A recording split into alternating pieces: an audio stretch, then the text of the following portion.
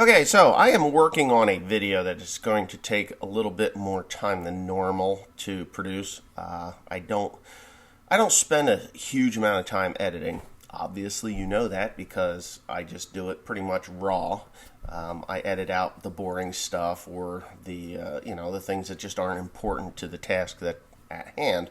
So, but this one video that I'm doing, there's a lot of footage, and it's going to take me a long time to do it. So, I've decided I'm going to throw in a throwback to February when I was in Japan.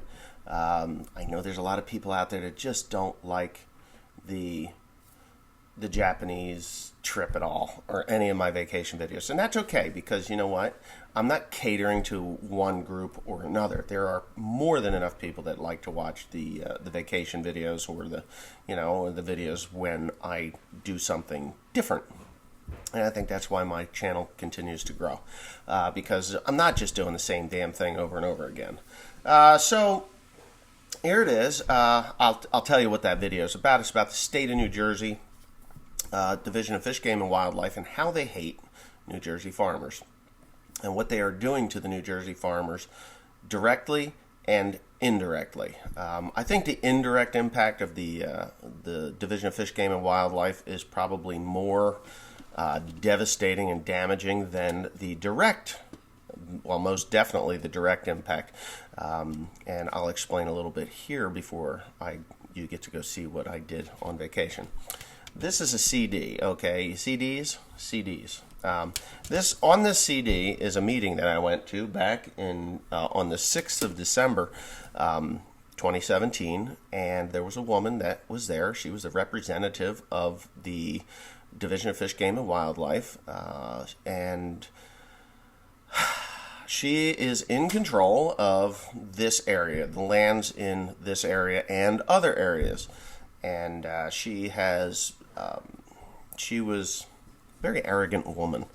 I mean, she sat behind a desk for like 30 years, and then when the two previous people that were in control of the land here, through the Division of Fish, Game, and Wildlife, they retired, and they gave it to this particular person. Now, I will run out of breath before I tell you all the lies that they told us to our faces, and even right on this right here. She was pretty much cornered. This was a township meeting, so it is recorded, and it's the open space and ag meeting for 12/6/17. So if you want a copy of this thing, I spoke, friends of mine spoke, property owners spoke about the indirect impact that the Division of Fish, Game, and Wildlife has put on the farmers and homeowners in the surrounding areas. So, it's really getting pretty bad. I started a deer battle back in the early 1990s, late 80s or early 1990s. I wasn't even married yet, and I got married in 1991, and it was I was full swing shooting deer. I mean, we were shooting deer. It was me, my girlfriend at the time, my father, my uncle, and we had a depredation permit through the state of New Jersey, and we were literally, in a war. We wore out shotguns, and it's kind of hard to believe that, but we actually wore out shotguns. I have an 870 Wingmaster that I had to repair the feeding system on. My father actually wore his out long before we started shooting deer, but he needed a better one, so he ended up with a Browning 3.5-inch 12 gauge just to shoot these deer. Then when we wore out the 12 gauges, the deer got smarter. We ended up going to slug guns. I bought slug barrels for my 870, and then eventually we moved to the 20 gauges. So I shot deer probably pretty regular. Well, I don't say probably. I shot deer from, say, late 80s, early 90s. Let's just say 1990. Every night in the summertime, I wouldn't even milk cows. I'd get my dad started milking cows, go pick up my uncle who lived right out the road there. I bought his house here a 3 years ago now, and they moved away. My aunt and uncle, they moved away, and I would go pick him up, and we would go out and we would shoot no less than 12 to 20 deer a night on soybeans and corn. Once the corn got too tall, you couldn't shoot them. I have night vision for shooting deer. I mean, I went above and beyond. When my wife was pregnant for Timothy, I think it was Timothy. It was either Timothy, no, it had to be Timothy. I bought ITT Generation 3 night vision, and I learned how to kill deer very efficiently and effectively with two people. Two people, you could, let me tell you something. It's real simple. One guy with the night vision, he sees the deer, and then you take the laser pointer, yes, the red laser pointer, and the guy with the night vision can pinpoint where the shooter is supposed to shoot with the slug gun. And let me tell you something. That was interesting, to say the least. So the guy with the night vision and the other guy with the pinpointer, laser pointer, and then the guy with the slug gun, all he's got to do is find the red dot, which through the scope gets about an inch and a half wide at 100 yards, or 2 inches wide at 100 yards. You put the crosshairs right on that red dot and squeeze away. So it's a shooter, a spotter, and a dead deer. Now, we did that for years and years and years and years. Now, since then, in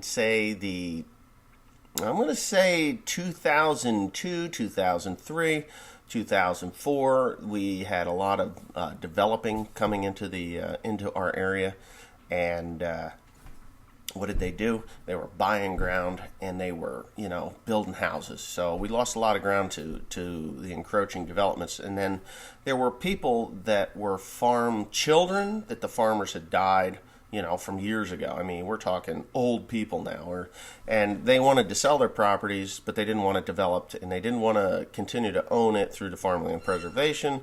They didn't want to sell it to Green Acres, even though I wish they had, because Green Acres is a way better entity within the state than say the Division of Fish, Game, and Wildlife. So what they would do is they went to the state of New Jersey, and the state would purchase this property. Okay, you got 150 acres, fine, we'll buy that. And they buy it outright. They give them a good price. They don't want the houses or anything. There's several places that they subdivide the house off, and then they would rent out the house. And, yay, I got the house. Because the kids had moved away, long since moved away, and had lives on their own. And their parents had died, and they just wanted to get the money and sell the property and, maybe make some money on the rentals. And they did. So the state would buy this, and then it would go up for grabs, I'd say. It was presented to Parks and Recreation. So Parks and Recreation is actually another good entity within the state of New Jersey. And if Parks and Recreation didn't want it and Green Acres didn't take it, you had the Division of Fish, Game, and Wildlife.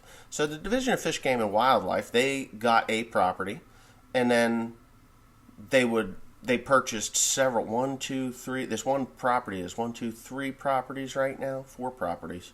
1, 2, 3, 4. 4 properties, which touches the Township's ground. Yes, another government agency.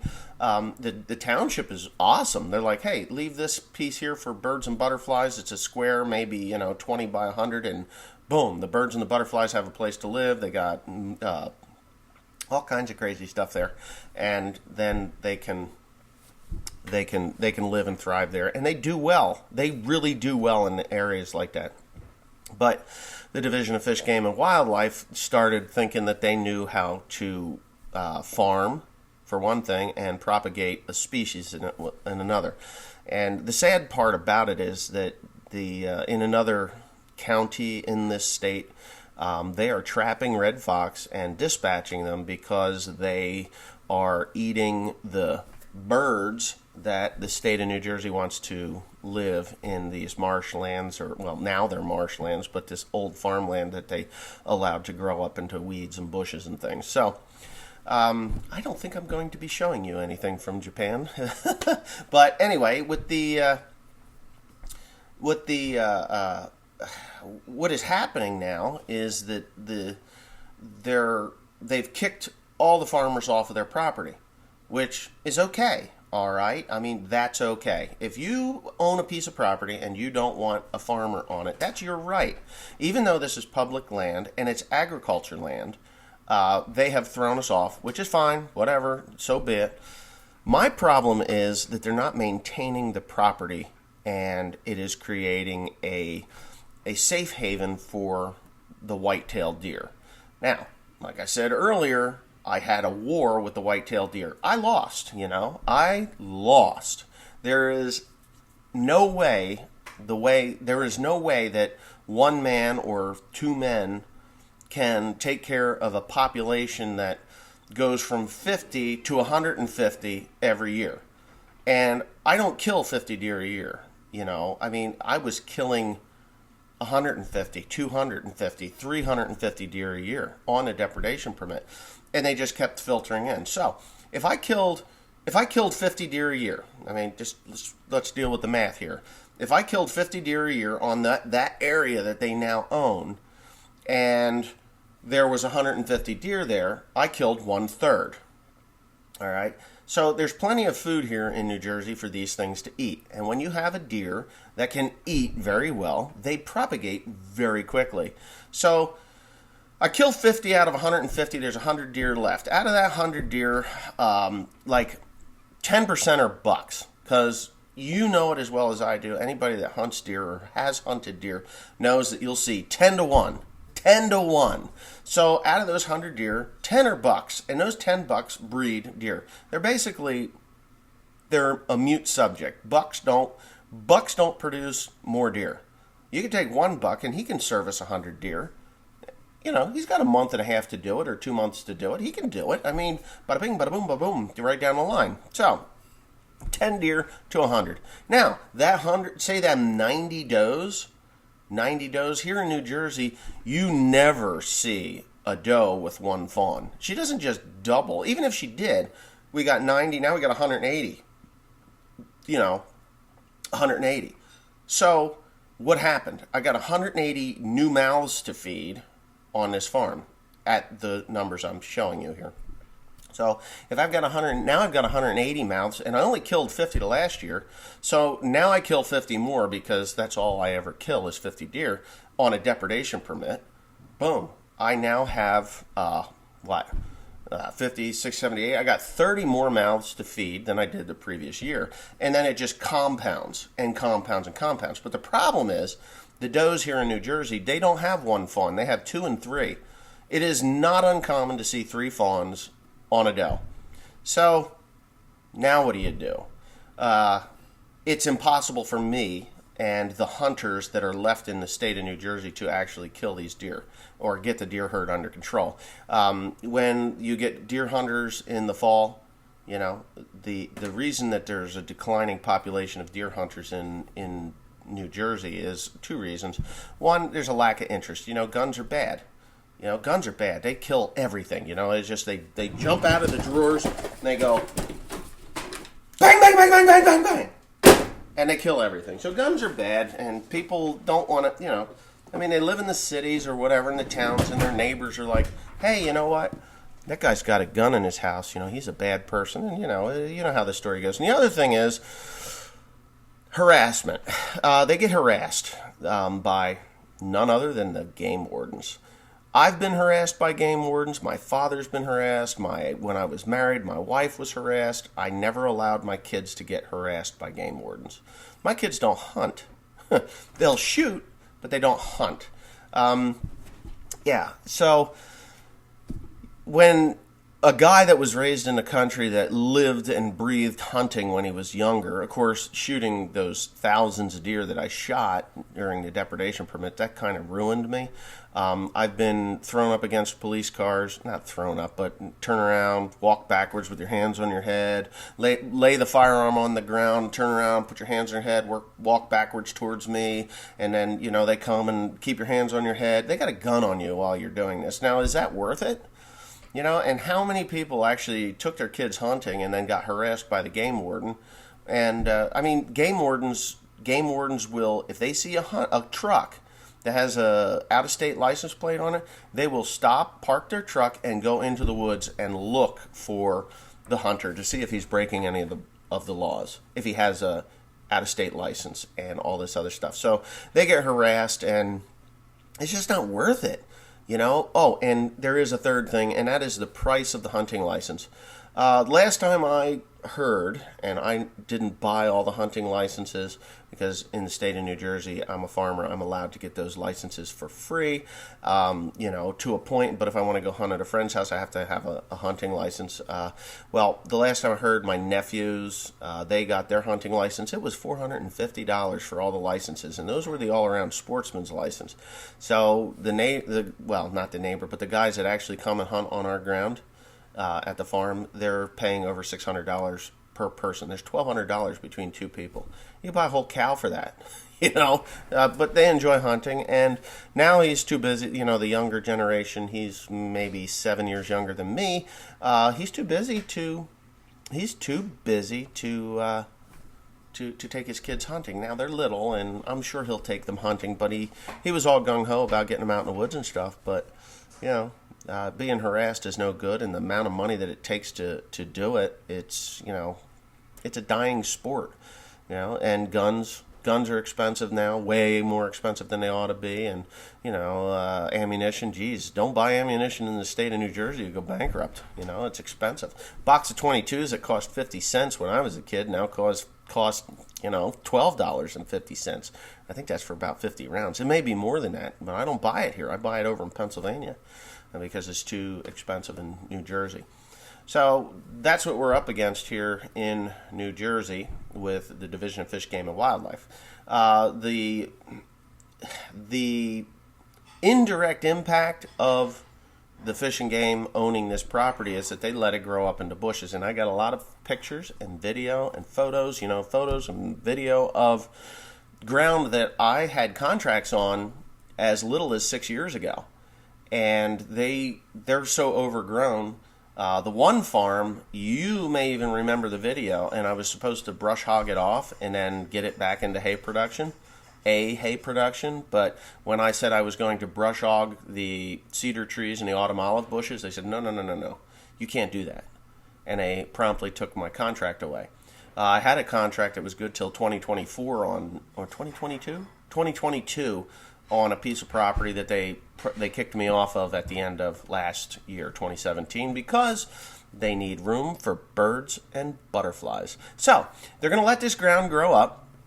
It's going to create a deer haven, and anybody that is still growing corn and soybeans in the area will no longer be able to grow corn and soybeans, because even if they have a depredating deer permit, they can't go onto that ground to shoot those deer. The deer have to actively leave the safe haven that the Division of Fish, Game, and Wildlife have created and go into their fields, eat the soybeans, eat the corn, eat the wheat, eat whatever they've got over there. Then they can get them with the depredating deer permit. Now, as a farmer, I know that it is an exhausting task to attempt to shoot these deer. It's a losing proposition. You're not going to get ahead of it. And the amount of deer hunters that actually hunt on the game lands is such a small percentage that they're not, they can't control it. They can't control it. And even if they did, they get harassed to death. I mean, if a property owner sees somebody walking in the woods with a gun, they call Division of Fish, Game, and Wildlife, and the state police show up. Then the state police detain them, hold them until the game warden gets there. And then they get harassed and harassed and harassed. Well, are you going to do that more than twice?